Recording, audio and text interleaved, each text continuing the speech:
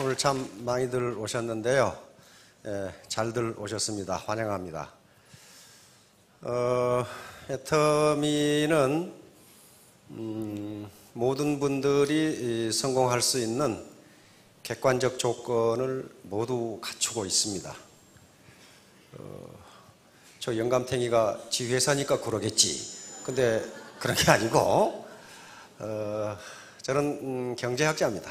35년간 사관학교에서 경제학 교육, 경제학 강의를 했는데 세계 모든 나라가 직면한 공통적인 문제가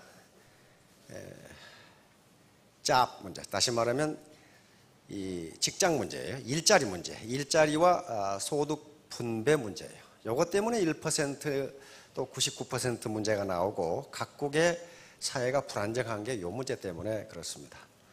근데 일자리와 소득 분배 문제는 그 동전의 양면이에요. 좋은 일자리가 없기 때문에, 그러니까 괜찮은 일자리라고 그럽니다. 괜찮은 일자리는 많아요. 그런데 괜찮은 일자리가 적어요. 디센트 잡이라고 그러는데 괜찮은 일자리하고 소득하고 밀접한 관계가 있어요. 그래서 두 가지 문제를 경제학자들은 해결하기 위해서 여러 가지 대안이 나오는데 그게 잘 해결이 안 돼요. 왜냐하면 그것은 정부 경제정책으로 잘 되는 게 아닙니다. 기업에서 해야 할 일이거든요. 그런데 애터미에서는 그런 성공할 수 있는 객관적인 조건을 갖추고 있습니다. 다시 말하면 어떤 조건에 관계없이 사업을 하고 싶은 분은 돈 한 푼 안 들이고 사업자가 될 수가 있어요. 하다못해 동네 친목계도 친목계에 들어갈 수 있는 조건이 있습니다. 아무나 들어가는 게 아닙니다. 이웃 동네 아저씨가 와가지고 그 동네 친목계에 들어간다? 그렇게 되지를 않아요. 그런데 애터미는 진입의 자유가 있기 때문에 하고 싶은 사람은 누구든지 할 수 있고 하기 싫으면 언제든지 그만둘 수 있어요. 다시 말하면 진입과 퇴출 자유가 있어요. 그러니까 이게 진입과 퇴출 자유가 있으니까 이게 사소한 사업이겠거니 그러시는데 그렇지가 않습니다. 한 달에 수천만 원을 버는 사업이 어떻게 사소한 사업입니까? 빅 비즈니스예요. 그러니까 이 빅 비즈니스에서 성공할 수 있는 조건을, 객관적 조건은 다 갖추고 있는데 그러면 누구나 성공하느냐? 그런 건 아니에요. 아무나 성공하는 건 아니에요. 가장 중요한 조건이 반드시 성공하겠다는 간절함이에요. ardent desire. 간절하게 원하지 않으면요, 그 누구도 성공할 수 없어요. 나는 반드시 성공하겠다는 그건 자기 태도, 애티튜드, 마음가짐이거든요. 그 마음가짐 하나만 있으면 성공할 수 있어요. 또 한 가지 조건을 든다면 겸손함입니다. 겸손함. 자기가 똑똑하다고 하는 사람은 내 성공한 걸 본 적이 없어요. 왜냐하면 이건 휴먼 네트워크, 인적 네트워크로 이루어진 사업이기 때문에 혼자서 하는 사업이 아니에요. 그러니까 파트너와 스폰서가 재심 합력하지 않으면 절대로 성공 못해요. 그 두 가지 요건만 갖춘다면 누구나 성공할 수 있어요.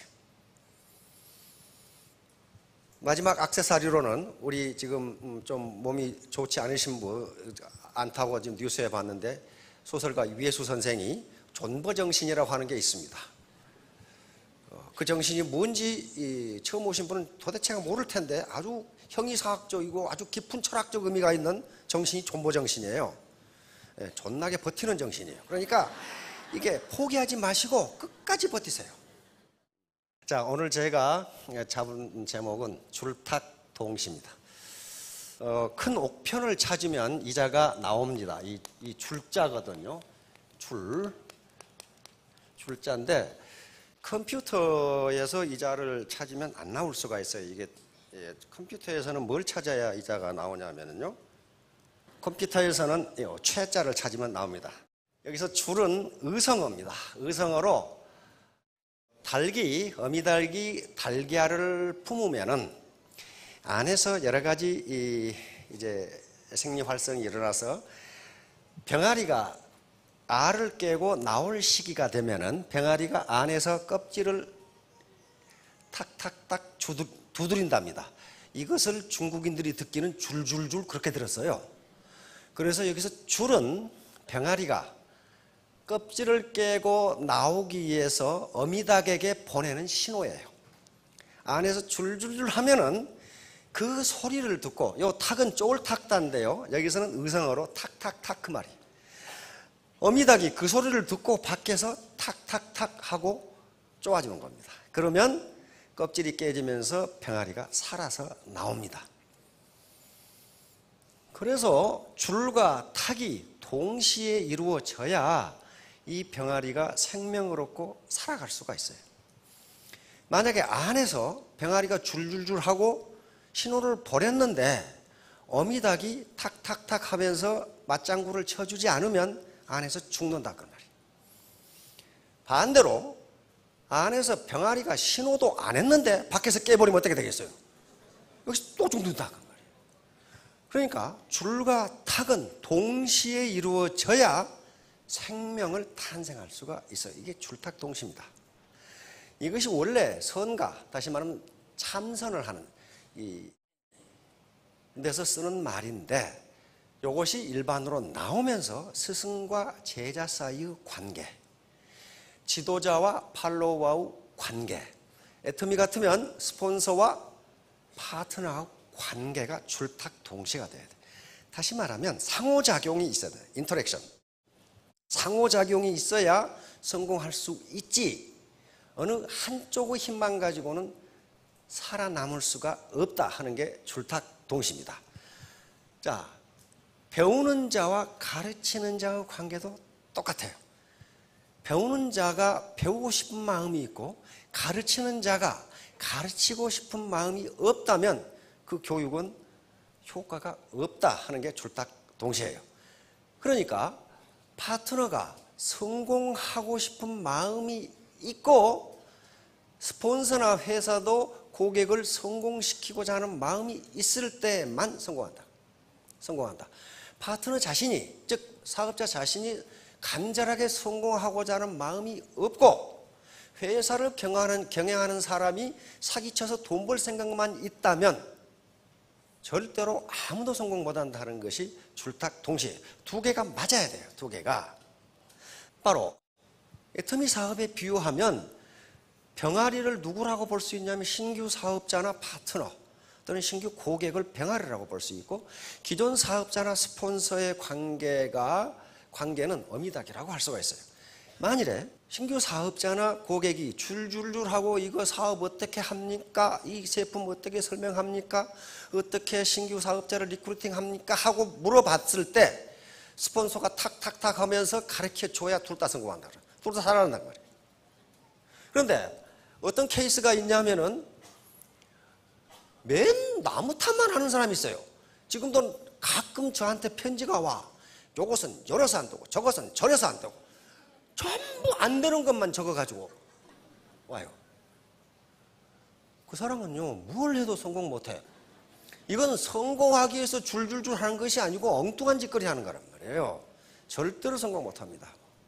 그렇게 나무 탓만 하는 사람은 줄줄줄 하지 않는 거예요. 그런 걸 탁탁 깨주면 나와서 죽어버려. 그 다음에 스폰서가 억지로 끌고 가는 사람이 있어요. 하기 싫다는데 말을 물가로 억지로 끌고 갈 수는 있지만 물을 먹일 수는 없습니다. 물을 먹는 건 자신이 해야 돼요. 그래서 이런 경우도 생존을 못해요. 죽어버립니다. 이 사람이 간절한 성공하겠다는 간절한 마음, 이게 줄줄줄 하는 마음인데 이게 없으면 안 돼요. 세상에 공짜는 없고 뿌린 대로 거둡니다. 다시 말하면 애터미 사업이 객관적 성공 조건을 가지고 있지만은 아무것도 안 했는데 성공한다. 그런 법이 없어요. 만약에 애터미 사업을 하면 다 성공한다 했으면 여기 계시는 분들은 여기 못 앉아 계세요. 왜냐하면 서울대학, 연세대학 나온 놈이 다 앉아 있을 거라고. 그렇게 좋은 게 있어? 하고. 그런데 다행히 그것이 아니기 때문에 우리 보통 사람의 몫이 된 거예요. 그리고 불법 다단계가 무지무지 많아요. 불법 다단계, 지금도 사기치는 놈이 있고, 엊그제도 그 사기치는 뉴스 나오던데 가만히 들어보니까 사기 당한 놈이 나쁜 놈이더라고 보니까. 그럼 사기를 어떻게 치나 봤더니 사기 당한 사람이 일확천금을 바란 거예요. 우리 대한민국에 그런 거 없습니다. 그런 거 없어요. 절대로 일확천금 바란 거 없어요. 근데 다행인 것은 그런 불법 다단계들이 다단계에 대한 이미지를 나쁘게 해놨기 때문에 그나마 우리 보통 사람 서민 차지가 된 거예요. 이미지가 좋다면 이미 삼성이나 현대가 다 해자시고 이게 안 남아 있어요. 아주 사기꾼들이 똥칠을 해놔가지고 그 대기업들이 똥을 튀길까 봐 안 하는 거예요 지금. 그러나 그 기획실에서는 보고 있을 거예요. 저거 돈 되네 저거. 그렇게 보고 있을 거라고요. 일반적으로 값이 나가는 제품은, 품질이 괜찮은 제품은 짝퉁이 있어요. 루이비통 짝퉁 있죠. 근데 동네 가방 짝퉁이 있어요? 없어요. 그러면 이런 다단계의 짝퉁이 많다는 것은 괜찮다는 거예요. 그게 괜찮기 때문에 짝퉁이 나오는 거예요. 안 괜찮으면 짝퉁 만들라고도 못 만들어요. 안 만들어 그런 건. 응? 안 만들어. 고무신 짝퉁 있는 거 봤어요? 그거 없어요. 그런 거 없어. 누가 만들라고도 안 만들어 그거. 괜찮은 제품만 짝퉁이 나와요. 자, 그래서 반드시 세상에 공짜는 없습니다. 뿌린 대로 거둔다. 자, 교학동시. 요건 이제 줄탁동시하고 같은 개념입니다. 이게 애터미 사업하고 밀접한 관련이 있기 때문에 논어에서 제가 인용해 놓은 겁니다. 불알, 여지하, 여지하자, 오말, 여지하, 야의. 무슨 말이냐면 공자님 말씀입니다. 어찌할까, 어떻게 할까라고 말하지 않는 사람은 나도 어떻게 할 수가 없다. 다시 말하면 자기가 이 문제를 어떻게 해결해야 되지? 라고, 내가 어떻게 성공해야 되지? 라고 고민하지 않는 사람은 공자 같은 현인도 성자도 어쩔 수가 없다. 자기가 하기 싫은데 어떻게 내가 가르치겠냐? 어떻게? 이 문제를 어떻게 해결할까? 이 문제를 어떻게 해결할까? 라고 고민하는 사람만 나는 가르친다 그랬어요. 자, 불계, 불비, 불발, 그 이루 불이 삼우반, 즉 불부야. 무슨 말이냐면은 나는 알려고 애쓰지 않으면 가르치지 아니하며, 표현하려고, 요 비는 표현하려고 애쓰되 낱말을 몰라서 표현을 못하는 걸 비라고 그래. 표현하려고 애쓰지 않으면 일깨워지지 아니하며, 한 모퉁이를 들어주면, 하나를 가르쳐주면 세 모퉁이를 스스로 드는 반응을 보이지 않으면 다시 가르치지 않는다. 왜? 가르쳐봐야 소용이 없기 때문이에요. 가르쳐봐야 소용이 없어. 하나를 가르쳐주면 그걸 호기심을 가지고 자꾸 스폰서에게 뭘 하나, 파트너에게 뭐 하나 가르쳐주면 열심히 해서 다른 걸 더 알아보려고 해야지. 마치 어미제비가 새끼제비에게 먹이 물어다 줘도 입만 벌리고 앉아있으면 다시는 가르치지 않는다. 공자 같은 현인이 이렇게 했습니다. 그러면 공자가 사람을 구분해서 그랬느냐? 그렇지가 않아요. 다음 보세요. 자왈, 유교, 무료. 이가 유명한 말입니다. 가르침에 있어서 신분적 차별은 없다. 선언하죠. 나는 아무나 가르친다. 왜 그랬겠어요? 공자 자신이요, 천민 중에 천민. 천민도 그런 천민이 없어. 공자 아버지는 70살이 넘은 숭냥흘이라는 사람이에요. 숭냥흘. 공자 어머니는 단골레 딸인데 16살 먹은 안징제라는 여인이야. 70살 먹은 할아버지, 16살 먹은 단골레 딸이에요. 그게 공자의 부모예요. 사마천의 사기에 보면은 야합에 의해서 공자를 낳았다 이렇게 돼 있어. 야합. 말이 좀 어르신 아시겠죠? 들에서 뭐 했다 그 말이에요 지금. 에?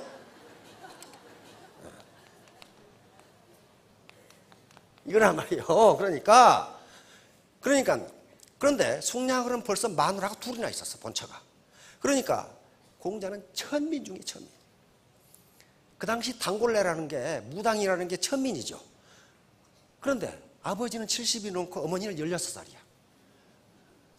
그래서 자기 본가에 자기 아버지가 죽었는데도 자기 아버지한테 가지를 못했어. 왜? 본가 아들들이 두들겨 패가지고. 천민 중에 천민. 그러니까 공자는 어떤 사람이에요? 걸어서 하늘까지 간 인물이에요. 많은 사람들이, 많은 현자들이 자기 스승이 있는데 공자는 스승이 없어. 왜? 그 단골레 아들을 누가 가르쳐줘? 돈도 없고 아무것도 없는데. 그래서 이런 사람이기 때문에 유교 무료 가르치면은 신분적 차별은 없다. 그 다음에 속수예를 행한 사람 이상이면 내가 아직 가르치지 않은 적이 없다. 이 말은 무슨 말이냐면은 그 당시에 누구에게 배우러 갈 때 신분에 따라서 가지고 가는 예물이 달라요. 예를 들면 경대부 같은 경우는 스승에게 옥을 갖다 드린다거나 이런 식으로 신분에 따라서 뭐 이 선비 사 같으면은 뭐 꿩을 닭이나 꿩을 갖다 드린다거나. 근데 속수라는 것은 뭐냐 하면 마른 고기포예요. 마른 고기포. 이것은 가장 가난한 사람들이 스승에게 보이는 예의예요. 예의. 그러니까 스승에게 배우러 가는 사람이 최소한도의 예의는 갖춰야 된다. 이 말이에요, 지금. 그러니까 이 말은 무슨 말이냐 하면은 최소한의 예의를 갖추고 배우려고 오는 사람은 나는 반드시 가르친다. 이 말이에요, 지금. 그런데 앞에서 뭐라고 그랬어요? 어떻게 할까 말하지 않은 사람 나는 가르치지 않는다. 그거 가르쳐봐야 소용없어요. 그리고 하나를 가르쳐주면 셋을 알려고 하는 사람, 이게 지금 간절한 마음이 있죠. 그런 사람만 가르친다. 왜? 그렇게 하지 않는 사람은 가르쳐봤더니 소용이 없더라. 사업도 똑같아요. 스폰서가 파트너에게 한 번 가르쳐주면, 하나를 가르쳐주면 세 개를 알려고 해야 그 사람 성공해요. 다 가르쳐주라고 입 벌리고 있으면 안 된다는 거예요. 바로 애터미 사업이 이런 거예요. 바로 교와 학이 반드시 같이 가져야 돼요. 그럼 교와 학, 문제는 배움에 대한 태도예요. 태도. 이거 배우면 지식이 많고 적으면 문제가 안 됩니다. 배워야 한다는 태도입니다. 자, 교학 상장. 가르칠 교자, 배울 학자, 서로 상자, 클 장자 또는 기를 장자니까 가르치고 배우는 것은 서로를 성장시킨다. 그런 말이에요. 그러니까 가르치는 사람과 배우는 사람이, 가르치는 자는 일방적으로 가르치고 배우는 자는 일방적으로 배우는 것이 아니라 가르치면서 배우고 배우면서 가르친다. 좀 헷갈립니까? 이건 매우 중요해요. 다시 말하면 교육은 상호작용이다. 교육은 일방적으로 메시지가 가는 게 아니고 메시지를 서로 주고받는다는 거예요. 메시지를 주고받는다. 그리고 교육은 뭐다? 소통이다. 소통. 일방적으로 가르치는 법은 없다. 그래서 가르치는 자는 가르치면서 배우고 배우는 자는 배우면서 가르친다.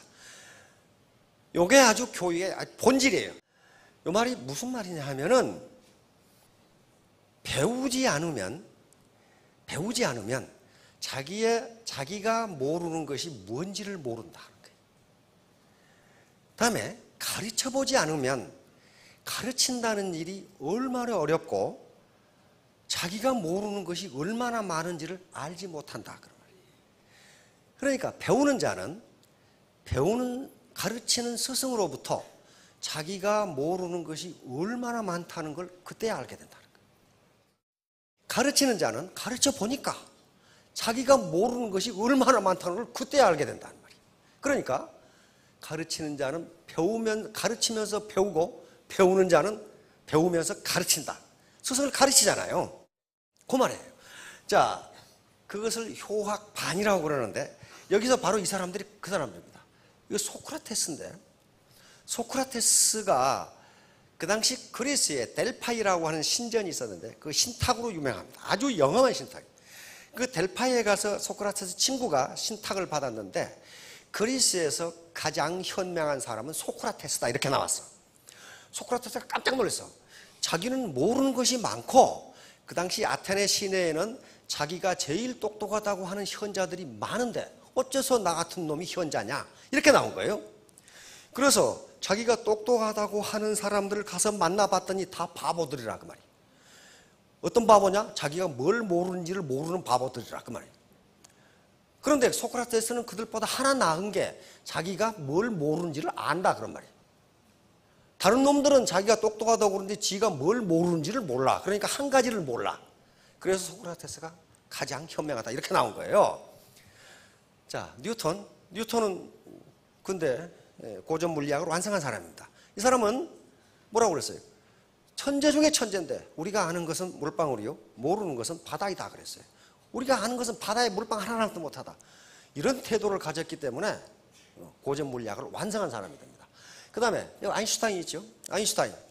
나는 배우면 배울수록 내가 더 무지하다는 것을 깨닫고 무지한 것을 깨달을수록 더 배우고 싶다. 이렇게 됐단 말이에요. 이거 20세기 최고의 천재인데 천재가 그런 얘기를 했어요. 바로 발명왕 에디슨은 우리가 아는 것은 우리가 알아야 할 것에 100만 분의 1%도 못 된다. 그러니까 발명왕이 됐어요.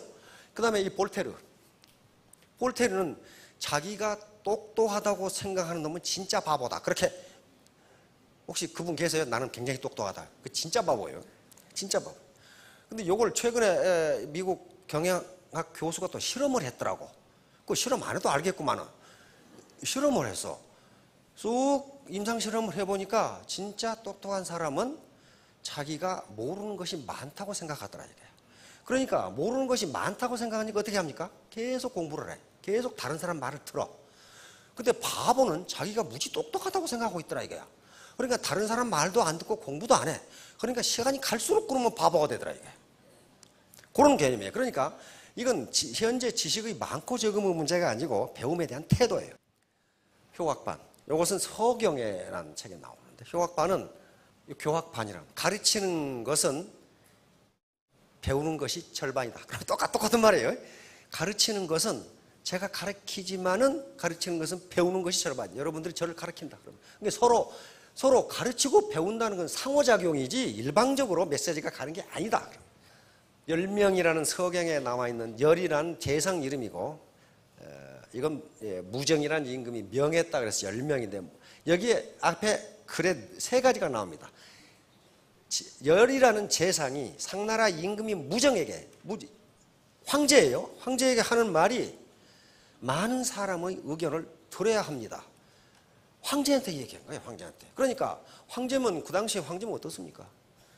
아주 무소불위의 권력을 가지고 있는데도 많은 사람의 의견을 들어야 합니다. 옛 교훈, 역사에서 배우라. 과거에서 배우지 않는 나라 치고 오래가는 나라가 못 봤습니다. 그렇게. 옛일에서 배우라. 세 번째, 임금에게 하는 소리가 배움에 있어서는 겸손한 태도를 취해야 합니다. 이 세 가지를 조언한 거예요. 그러면서 여기에 가르치는 것은 배우는 것이 절반입니다. 임금이 신하에게 가르친다고 백성을 가르친다고 생각하지 말라 이거야. 백성으로부터 배우는 게 절반이다. 이렇게 해서 기울어져 가던 상나라를 다시 부흥시킨 임금이 무정입니다. 거기에 바로 열이라는 재상이 이렇게 하는 거예요. 다른 사람 말을 들으세요. 임금에게 다른 사람 말을 들으세요. 역사로부터 배우세요. 왜요? 누가 어떻게 망했는가 하는 걸 배우란 말이에요. 그리고 임금이라도 배움에 있어서는 겸손하십시오. 이렇게 조언을 한 거예요. 그래서 상나라를 부흥시켜버려요. 바로 에테미 사업도 마찬가지. 에테미 사업은 바로 교학상장이에요. 스폰서가 가르치고 파트너가 배우고 파트너가 줄줄줄 그러면 스폰서가 탁탁탁 해줘야지 탁탁탁 안 해주는 사람들이 있어요. 그 조직은 가만히 보면 망해버려요. 그 조직을 그 스폰서를 뭐라고 그러냐? 돼지클럽이라고 그러거든. 돼지클럽. 꿀꿀꿀 하면서 받아먹기만 하지 줄줄을 몰라. 그 조직은 죽어버려요. 그런데 꼭 파트너만 줄줄줄 하느냐? 그렇지 않아요. 스폰서도 파트너에게 요구하는 게 있습니다. 줄줄줄 하고 요구하면 파트너가 탁탁탁 하고 상호작용을 해줘야 그 조직이 잘 돼요. 스폰서가 탁탁 줄줄 했는데 파트너들이 똑똑한 건 너 혼자 해라. 그래 버리면요. 그거 망해버려요. 반드시 같이 해야 돼요. 바로 이 집단지성은 교학상장에서 나옵니다. 가르치고 배우면서 서로 성장한다. 같이 성장시킨다 그런 말이에요. 가르치는 사람은 배우는 사람을 성장시키고 배우는 사람은 가르치는 사람을 성장시키고 그러니까 가르치는 자와 배우는 자가 같이 성장한다. 이게 동반성장이에요. 동반성공이고 그렇게 하지 않으면 에테미 사업의 성공을 불가능합니다. 혼자 성공 절대로 못해요. 분죽도 하필립. 흩어지면 넘어지고 합하면 산다. 일어선다. 그 말이에요. 뭉치면 살고 헤어지면 죽는다. 이게 시너지 효과인데 1+1이 3 또는 그 이상이 되는 게 시너지 효과라고 그럽니다. 단순 산술적 합보다 전체의 힘이 더 커지는 거예요. 바로 이 집단지성과 시너지 효과 때문에 에테미에서 돈을 버는데 각시탈이란 드라마가 있었어. 각시탈에서 여운형 선생이 한 말입니다. 여운형 선생의 휴회가 있어요. 독립운동이 우리 민족이 힘을 합하면 이기고 분열하면 망한다. 그 말이었거든. 여기죠. 예, 분죽도 하필립, 정관 매진 똑바로 보고 앞으로 매진해 나가자.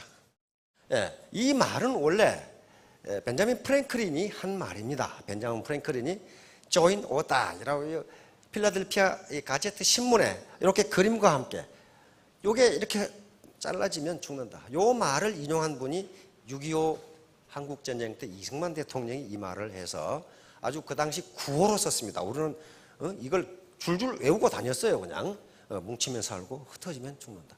이게 지금 우리 애터미 사업하고 정확하게 맞아요. 뭉치면 살고 뭉치면 성공하고 흩어지면 실패합니다. 역시너지 효과는 좋지 않은 점만 물려받은 거예요. IQ 130짜리를 모아놔도 성과는 IQ 60밖에 안 되는 경우가 있다. 그럼 뭐예요? 각자가 서로 자기만 똑똑하다고 하고 커뮤니케이션이 안 되면 IQ 130짜리를 모아놓은 조직이라도 거기서 나오는 성과는 IQ 60밖에 안 된다. 그런 말이에요. 커뮤니케이션이에요. 커뮤니케이션. 그 사람이 버나드 쇼죠.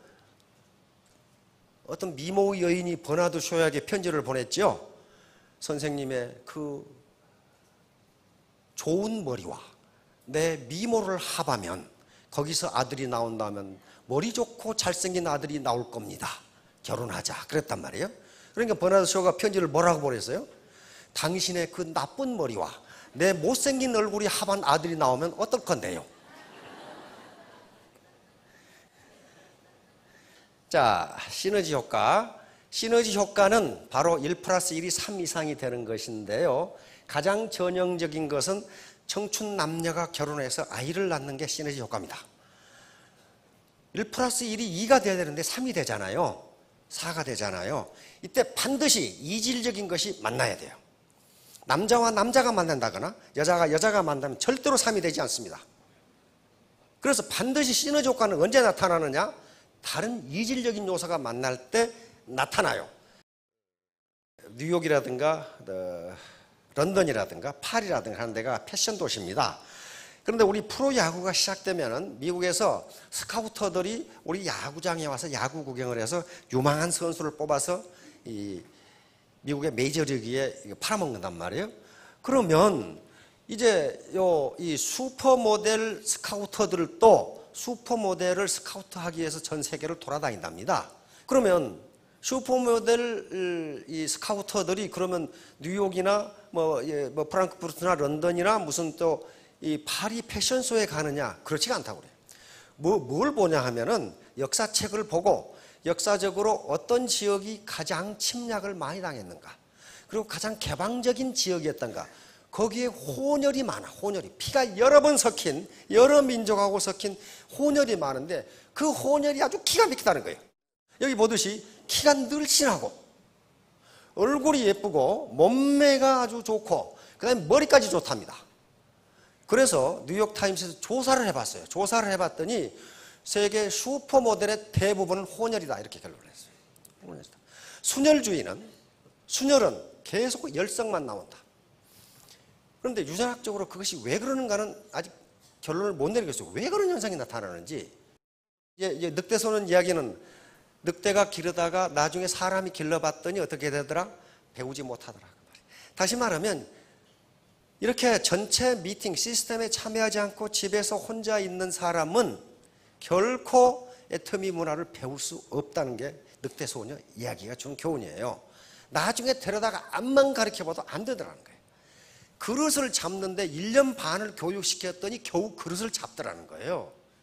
그 정도 안 돼요. 문학을 혼자 떨어져 살고 있으면. 여기서 많은 분들이 테스트머니를 할 때, 이 스피치를 하실 때 내 힘으로 성공하는 게 아니다. 그건 틀림없는 사실입니다. 그 사람이 무슨 뭐 겸손해서 그런 얘기 하는 게 아닙니다. 겸손해서 그런 게 한 게 아니고 혼자의 힘으로는 그건 개별지성입니다. 개별지성의 힘으로는 절대로 성공할 수 없어요. 이건 집단지성이 되어야 됩니다. 집단지성. 서로 동반성장이 돼야 돼요. 줄줄 탁탁 하면서 동반성장이 돼야 돼요. 그렇지 않으면 성공 못합니다. 왜 동반성장이 돼야 되냐 하면은 라인을 뻗어가면서 그것이 기하급수적으로 소득이 늘어나기 때문에 가능해요. 혼자는 산술급수밖에 되지를 않아요. 혼자 아무리 구멍가게를 열심히 해도 그건 산술급수입니다. 그러나 많은 사람이 휴먼 네트워크를 통해서 사업을 하게 되면 기하급수 원리가 거기에 적용이 돼요. 자, 보세요. 1원으로 시작한 임금이 기하급수로 늘어나면 한 달에 얼마나 될까?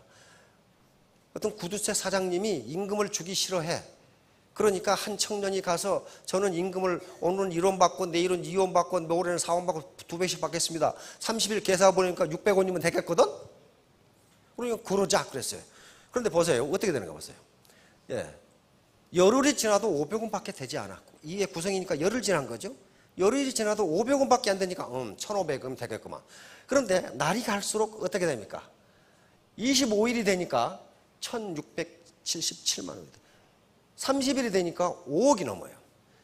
31일이 되면 10억이 넘습니다. 그러니까 1원으로 시작한 게 30일이 넘으면 5억이 넘어요. 5억이 넘는다. 이것이 기하급수예요. 그런데 우리는 산술급수에는 아주 친밀하지만 잘 알고 있지만 기하급수는 잘 몰라. 기하급수는 잘 몰라요. 그런데 기하급수 유력 때문에 애터미 사업자들이 돈을 버는 거예요. 혼자의 힘으로 절대로 안 됩니다. 더군다나 기하급수가 적용되기 위해서는 그 단계가 밑으로 많이 내려가야 돼요. 10단계 내려가 봐야 500원밖에 안 된다. 그런 말이에요. 500원밖에 안 돼요. 한 달에 500원 받아서 어떡할 거냐고 말이에요. 10단계 내려가. 20단계를 내려가면 20단계를 넘어가면 그때서 52만 원이에요. 그러나 30단계를 넘어가니까 5억이 넘어간다. 그러니까 애터미처럼 무한 단계를 인정해 주지 않으면 기하급수가 성립이 안 돼요. 안 됩니다. 종이를 50번 접으면 어떻게 될까? 이것은 종이 요 A4지 한 장이 0.1mm입니다. 100장이야 1cm가 돼요. 요거 50번 접으면 얼마나 될까? 아이고 천정만큼 하겠네. 지구에서 태양까지 가는 거리예요, 그게. 이게 기하급수예요. 그래서 네트워크 사업에서 돈을 버는 사람이 나오는 거예요. 절대로 혼자 힘이 아닙니다. 자, 결론입니다. 줄딱동시와 공명. 그러면 파트너가 줄줄줄 했을 때 스폰서가 탁탁탁 해주고, 스폰서가 줄줄줄 했을 때 파트너가 탁탁탁 해주면 성공해요. 이걸 공명이라고 합니다. 리소넌스라고 하는 거예요. 공명. 공명은 엄청난 힘을 발휘합니다. 공명은 무섭습니다. 엄청난 힘을 발휘해요.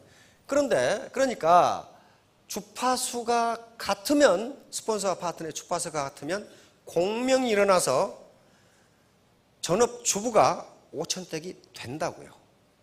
그런데 공명이 일어나지 않고 주파수가 다르면 감쇄진동이 일어나서 망해버려요. 예, 저쪽 애터미 지사가 있는 미국 시애틀 북쪽에 타코마라고 하는 해협이 있습니다. 그 해협에 걸쳐진 서스펜션 브리지입니다. 바로 이순신 대교를 생각하시면 돼요. 그렇게 돼 있어요. 양쪽으로 그 쇳줄이 쑥 있어가지고 다리가 이렇게 밑으로 걸치고 있죠. 그 브릿지예요. 그 브릿지가 미국에서 건설한 건데요. 세계에서 세 번째로 긴 스팬을 가지고 있는 건데 저게 무너져 버렸어요. 근데 그날 바람이 세게 불었느냐? 그렇지 않아요. 초속 19m밖에 바람이 불지 않았고 그 다리는 초속 50m에 견디도록 설계되어 있는데 그게 작은 바람에 무너져 버린 거예요. 그래서 이게 이제 이 학자들이 왜 무너졌느냐 거예요. 왜? 아주 지금까지 역사적으로 그 다리가 무너진 적이 없고 그런데 바람이 세게 불지도 않았는데 왜 무너졌냐? 그 공명 때문에 그렇습니다. 모든 물체는 고유 진동수라는 걸 가지고 있어요. 다리에 고유 진동수가 있어요. 고유 진동수가 있는데 바람이 초속 19m로 불었을 때 이것이 교각에 부딪히면서 와류, 소용돌이 바람이 일어나는데 이 소용돌이 바람의 진동수가 다리의 고유 진동수하고 거의 일치한 거예요. 그렇게 되면은 아까 그 공식이 나온 바와 같이 이렇게 돼버려요.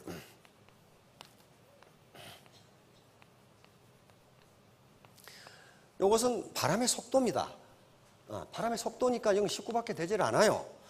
그런데 이것은 이 다리의 고유 진동수고 이것은 소용돌이 바람의 진동수입니다. 이것이 만약에 비슷하게 돼버리면 어떻게 돼요? 분모가 매우 작아져서 이것이 0에 가까우면은 이 진폭, 앰플리튜드입니다. 진폭이 무한대에 가까워요. 다시 말하면 구조물이 붕괴돼 버려요. 그렇게 힘이 있어요. 그러니까 파트너가 줄줄을 하는 주파수와 스폰서가 탁탁탁 하는 주파수가 같으면 괴력을 발휘한다는 거예요. 괴력. 군대 갔다 오신 분은, 젊은 분, 요즘은 또 안 간 사람이 많더라고. 군대 갔다 오신 분들 군대 행진할 때는 항상 발을 맞춰가죠. 하나 둘. 근데 다리 위에 갈 때는 어떻게 해요? 발을 못 맞추게 합니다. 제 걸음으로 가 그래버려요. 다리 위에서 발을 맞추고 가면 만약에 그 진동의 주파수에 다리의 진동수가 같아지면 다리가 무너져 버려요. 사람이 많아서 무너진 것이 아니라 주파수가 같기 때문에 진폭이 무한대가 되면서 무너져 버린 거예요. 그런 사례가 역사적으로 많아요. 군대에서 군대가 행진하다가 다리가 무너진 경우가 많아. 그러면 군대가 무거워서 그러냐? 그렇지 않아요. 나중에 공학자들이 연구해 보니까 발을 맞춰서 걸어가는 그 주파수하고 다리의 고유 주파수하고 같아가지고 무너져 버린 거예요.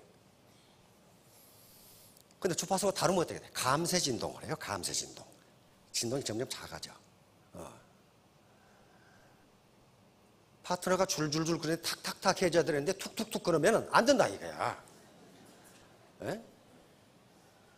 그리고 이 스폰서가 줄줄줄 했는데 툴툴툴 그러면 안 된다는 거예요. 줄탁 그래야지. 자, 그러면 이제 애터미 사업에서 성공할 수 있는 조건, 가장 중요한 조건, 그것은 파트너와 스폰서가 한 마음이 되는 거예요. 그래서 동반 성공하는 겁니다. 동반 성공. 파트너, 스폰서 혼자 성공하는 것도 절대로 혼자 성공 못해요. 파트너하고 같이 성공해야 되고 교학 상장이라고 그랬어요. 반드시 스폰서는 가르치고 파트너는 배우는 게 아니고 가르치는 것은 배우는 것이 절반이다. 서로 주고받는, 이게 인터랙션이에요. 상호작용.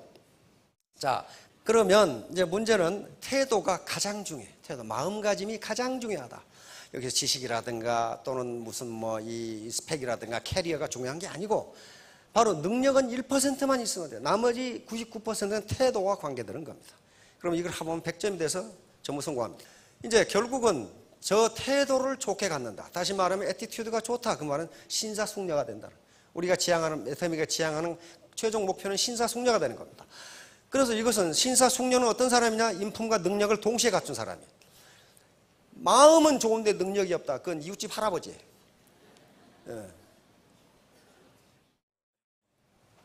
근데 능력은 있는데 인품이 없다. 그건 사기꾼이라고. 그러니까 두 개를 갖추어야 그게 신사숙녀가 된단 말이에요. 이렇게 두 개를 갖춘 사람은 우리는 매력 있다 그래요. 매력 있다. 또 우리말로 멋있다. 그렇게 그래 애터미 사업은 멋있는 사람이 성공한다. 멋있는 사람이 성공한다. 만약 이걸 합해보면 알파벳 순으로 합해보면 72점이에요. 자손에게 돈 물려줘도요. 그 애티튜드, 마음가짐이 엉망이 넘으면 술 먹다 죽고 말아. 폐가 망신해. 어빌리티, 능력이 있다고 자랑한 사람도 독불장군이 돼가지고 성공 못해. 논리지, 지식 있다고 자랑하는 사람도 100점이 안 돼. 뭐야? 애티튜드가 100점이 돼.